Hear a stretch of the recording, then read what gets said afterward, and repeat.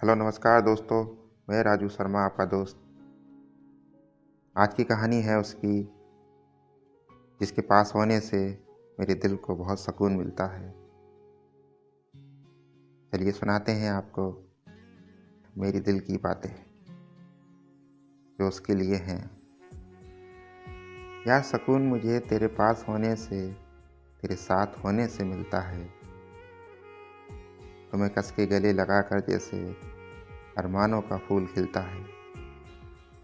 भूल जाता हूँ एक पल को सब, तेरी बाहों में खुद को समेट कर, और खो जाता हूँ आगोश में तेरे जैसे प्यार की चादर लपेट कर।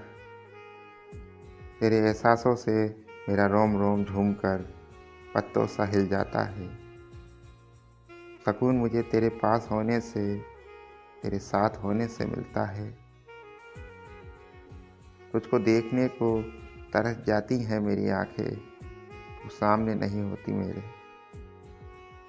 सुकून मुझे तेरे पास होने से, तेरे साथ होने से मिलता है। भूल जाता हूँ सब कुछ तेरी याद में जब खो जाता हूँ।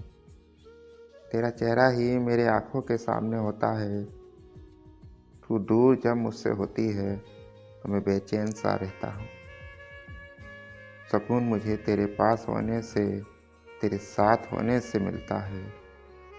तू दूर मत होना मुझसे, मैं ख़त्म ना हो जाऊँ। सुकून मुझे तेरे पास होने से, तेरे साथ होने से ज़्यादा मिलता है। ये थी कहानी उसकी और मेरी।